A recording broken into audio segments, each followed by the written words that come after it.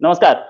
हमारे साथ हैं आज हफ्सा खालिद इस्लामाबाद से, जो कि पाकिस्तान की पॉलिटिकल रिपोर्टर हैं, पाकिस्तान के एक न्यूज़ चैनल में पॉलिटिकल रिपोर्टर हैं और पाकिस्तान की राजनीति को, पाकिस्तान की पॉलिटिक्स को बड़े करीब से देखते रही हैं। हफ्सा जी से हम ये पूछेंगे कि क्या पाकिस्तान में जो अभी चल रहा है ऑपोज़िशन और prime minister prime minister Imran Khan, दोनों के बीच में एक टकराव चल रहा है। एक ऐसा क्लैश चल रहा है। ऑपोजिशन जो है पीडीएम वो रैलीज कर रहा है, लाखों में लोग आ रहे हैं और प्राइम मिनिस्टर की तरफ से या आप बोलिए एडमिनिस्ट्रेशन की तरफ से उनकी रैलीज को बैन किया गया। अभी पेशावर की रैली को बंद किया गया। तो इसी पर हम पूछेंगे हफ्सा जी, आपका स्वागत है हमारे शो में। हफ्सा जी ये बताइए कि क्या एक पॉलिटिकल टर्मोइल होने जा रहा है? क्या ऑपोजिशन और इमरान खान का जो लड़ाई है बहुत एक लेवल तक बढ़ चुकी है, वो दोनों के दोनों एक दूसरे को विक्टिमाइजेशन के लिए एक्यूज कर रहे हैं? बिल्कुल ऐसा ही है। इमरान खान जैसे आप जानते हैं उन्होंने किसी पॉलिटिकल पार्टी को तो छोड़ा नहीं है। हर पॉलिटिकल पार्टी पे चाहे वो ज़रदारी की पार्टी हो ठीक है, पाकिस्तान पीपल्स पार्टी हो, पीएमएलएन हो, कोई भी पार्टी हो, उन्होंने हर पार्टी पे कोई ना कोई इल्ज़ाम लगाया ज़रूर है कि इन्होंने इस टाइम पे यहाँ पे करप्शन की है, इन्होंने इस टाइम पे यहाँ पे करप्शन की है। पर वो करप्शन चार्जेस आज तक प्रूव नहीं किए जा सके। क्योंकि कोई प्रूफ ही नहीं है किसी के पास। हर पार्टी पे जो इल्ज़ाम लगाया जाता है, आप उसके अंदर हर चीज़ आप जैसे देखते हैं कि कोर्ट्स की डेट्स आती हैं, नैब में पेश होते हैं, वहाँ पे कोई चीज़ प्रूव नहीं की जाती और जब इमरान खान साहब से पूछा जाता है कि आप हमें बताएँ कि कहाँ पे जिन लोगों को पेश किया जाता है, वो लोग भी तो माँगते हैं ना कि आप कोई हमारे खिलाफ कोई एविडेंस तो पेश करें। तब इमरान खान साहब चुप हो जाते हैं। सिर्फ रैलीज़ करना और अपनी स्पीच में ये कहना कि फलाने बंदे ने फलाने टाइम पे ये किया है, सिर्फ ये कहना बहुत नहीं होता, एविडेंस भी तो पेश करें ना, जो उनके पास नहीं है। या तो उनके पास हो, वो किसी बेस पे करप्शन चार्जेस लगाएँ। नवाज़ शरीफ साहब पे इतने चार्जेस लगाए जाते हैं। ये भी कह दिया जाता है कि अगर वो बीमारी का कोई चीज़ कह देते हैं कि मैं इस वज़ह से पेश नहीं हो पा रहा, तो उस पे भी आप कह देते हैं कि ये झूठ है, ऐसा कुछ भी नहीं है। आप किस बेस पे एलिगेशन लगा रहे हैं? वो एलिगेशन तो पेश करें। राइट। तो मतलब कोर्ट जो होती है वो तो एविडेंस के बेसिस पे ही किसी को भी पनिशमेंट देगी, इसमें कोई शक नहीं। और जी। अभी तक इमरान खान साहब कोई ऐसा कॉन्क्रीट एविडेंस नहीं दिखा पाए जिससे कि सजा हो पाए, जिससे कि उनके खिलाफ एक्शन हो पाए। मैं ये पूछना चाहूंगा कि ऐसी बात तो इंडिया में बहुत होती है कि आप एलिगेशन लगा दीजिए एक आदमी पे, अभी उसके खिलाफ सीबीआई इंक्वायरी लगा दीजिए, 10 साल बाद वो सीबीआई इंक्वायरी का कुछ होगा, तब तक उसका पॉलिटिकल करियर खत्म। तो इसमें आपने एलिगेशंस तो लगाए, ठीक है। दूसरा आदमी अभी लंदन में बैठा है, इससे पहले बीबी भी बाहर बैठी थी। ये एलिगेशंस तो लगते रहते हैं, इंडिया में भी लगते हैं, वहां पे भी लगते हैं।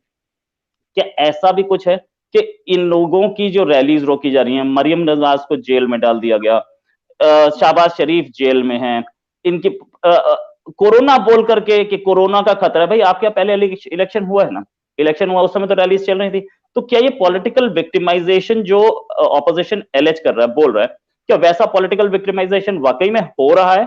और या फिर ये कुछ Imran Khan is just trying to manage the country? Well वो मैनेज करने की तो अपनी तरफ से पूरी कोशिश कर रहे हैं कि जो वो डिसीजंस लेते हैं उसकी बिना पे सब चीज़ें सीधी चलती जाएँ। लेकिन कई दफ़ा वो डिसीजन इस तरह के ले लेते हैं जो कि हमारी कंट्री के लिए ठीक नहीं होता। उनके स्टेटमेंट्स कई दफ़ा ऐसे आते हैं जो उनको नहीं देने चाहिए और कई दफ़ा जो वो स्टेटमेंट देते हैं उसके बाद उस पे कोई अमल दरामद तो होता नहीं है।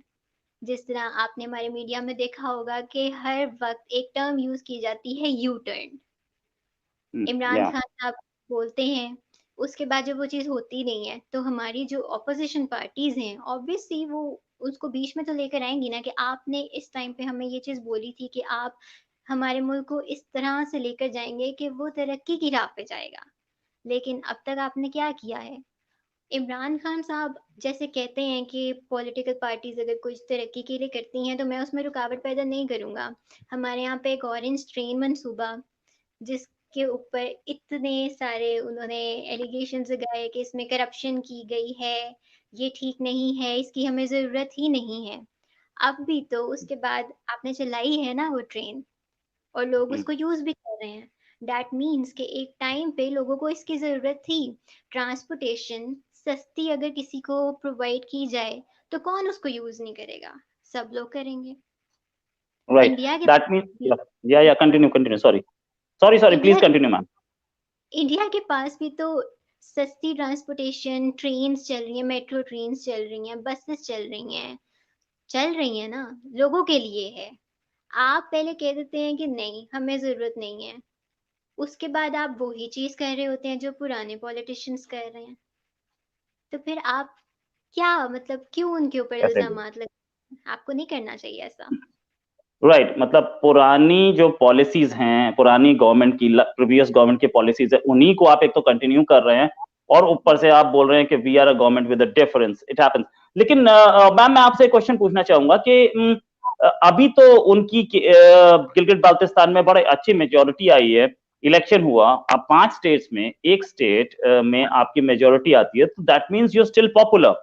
तो क्या इमरान खान की पॉपुलैरिटी दिख रही है, या ये फैब्रिकेटेड है, कि जैसे कि भुट्टो जरदारी, बिलावल भुट्टो जरदारी ने बोला कि मास रिगिंग हुई है, और अदर थिंग्स के लाखों लोग आ रहे हैं, एक सिट इन भी चल रहा है, एक प्रोटेस्ट भी चल रहा है इस्लामाबाद में, तो इनकी प्रॉब्लम्स तो बढ़ती जा रही हैं। क्या ये क्या इमरान खान साहब अब भी पॉपुलर हैं, या उनकी पॉपुलैरिटी में डिप हुआ है बहुत तगड़ा?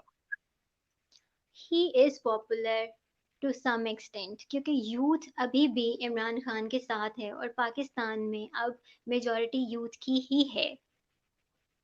तो यूथ जब तक उनका साथ देगी तो उनकी पॉपुलैरिटी तो बढ़ती ही जाएगी, ऑब्वियस है।